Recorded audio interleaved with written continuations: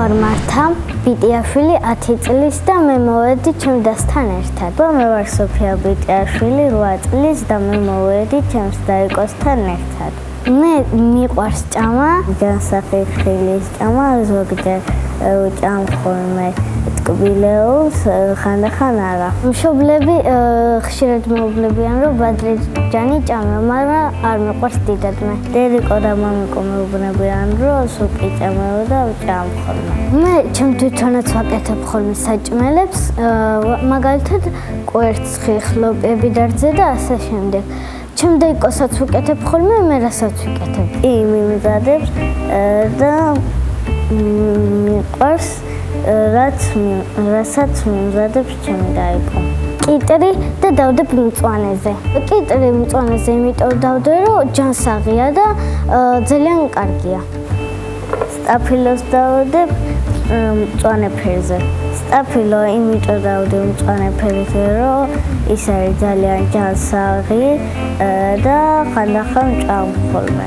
მე დავდებ ვაშლის მწვანეზე. მწვანეზე იმიტომ დავდე, რომ ჯანსაღია და ბევრ ვიტამინს შეიცავს. ბულგარულებს დავდებ მწვანე ფერზე. ბულგარულები იმიტომ დავდებ მწვანეზე, რომ ის არის ძალიან ჯანსაღი და მე ის მიყვარს და ხანდახან ვჭამ. ყველს დავდებ მწვანეზე, უფრო კარგია და ხშირადაც არ უნდა ვჭამოთ ძალიან, მაგრამ დღეში ორჯერ შეიძლება რომ ვჭამოთ. ბანანს დავდებ მწვანე ფერზე. ბანანი იმიტომ დავდე მწვანეზე, რომ ის ძალიან გემრიელი და ჯანსაღია. ბროკოლს მე დავდებ მწვანეზე. ბროკოლი მწვანეზე იმიტომ დავდე, რომ ძალიან ჯანსაღია. სოსისებს დავდებ ყვითელ ფერზე. სოსისები ყვითელზე იმიტომ დავდებ, რომ ხორცისგან შედგება, ხანდახან არ ვჭამ და არ არის სასარგებლო ცოტათი. ორაგულს დავდებ წითელზე. თავიდან დავდე ორაგული და ხორცი წითელზე, მაგრამ ახლა გადავიფიქრე და ყვითელზე უნდა დავდო. ნაყინს დავდებ წითელ ფერზე. ნაყინი იმიტომ დავდე წითელზე, რომ ბევრი ნაყინის ჭამა არ შეიძლება, რადგან ყელი აქვთ და ცუდად გავხდებით. გაზიანი სასმელი და დავდებ წითელზე. გაზიანი სასმელი იმიტომ დავდე წითელზე, რომ ხშირად დალევა არ შეიძლება. ეს მე დამამახსოვრდება და რაც ჯანსაღია, ყველაფერს შევჭამ და შოკოლადებს აღარ შევჭამ. მარია ექიმი, როდესაც მეტყვის რჩევებს, რა თქმა უნდა, მე გავითვალისწინებ.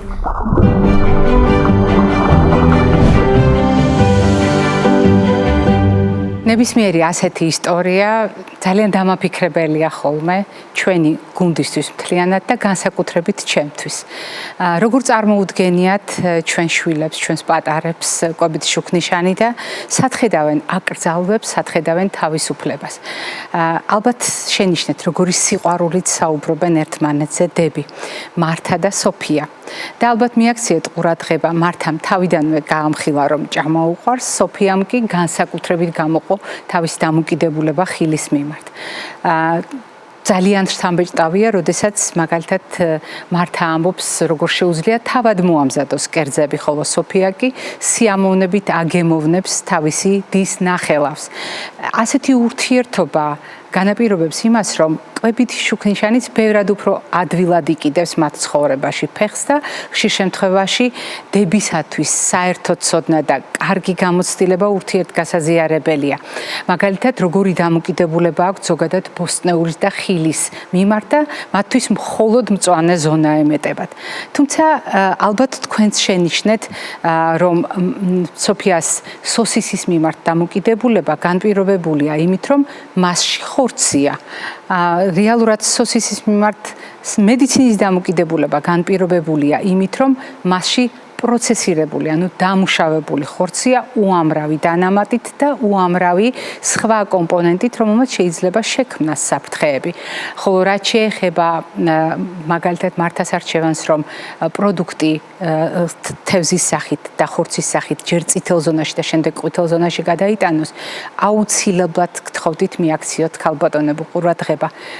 ხორცი და ზოგადად ცილოვანი პროდუქტები, მით უფრო თევზი, რომელიც ცილასთან ერთად ომეგა-3-ს შეიცავს, დ-ვიტამინს შეიცავს, მრავალ აუცილებელ კომპონენტს შეიცავს, გასათვალისწინებელია ბავშვსა და მოზარდის კვებაში კომბინაციაში ბოსტნეულთან და ხილთან და მის მიმართ ნეგატიური დამოკიდებულება ცალსახად არ იქნება ბოლომდე გამართლებული. ისევე როგორც მაგალითად ნაყინის მიმართ დამოკიდებულება.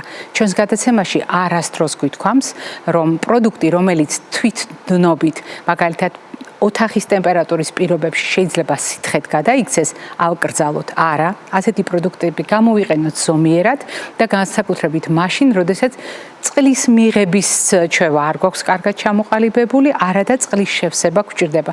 შეიძლება ასეთი პროდუქტები ხანდახან, არა სისტემატურად და დიდი რაოდენობით ძალიან ეფექტიანად გამოვიყენოთ. ხოლო რაც შეეხება წუხილს, რომ შოკოლადს აღარ მივირთმევთ, არცაც გვითქვამს არასდროს გადაცემაში. შოკოლადი ძალიან კარგი პროდუქტია, განსაკუთრებით შავი შოკოლადი.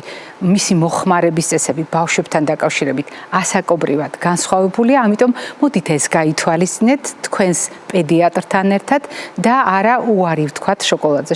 კიდევ ერთხელ ვიტყვი, შოკოლადი არის ძალიან მდიდარი პოლიფენოლებით, უამრავი სხვადასხვა მინერალით და მისი ნატურალური პროდუქტის სახით სწორად გამოყენება გარწმუნებთ, ძალიან კარგი არჩევანი შეიძლება აღმოჩნდეს. ცხადია ზომიერებისა და თქვენი ასაკობრივი და ინდივიდუალური თავისებურების გათვალისწინებით.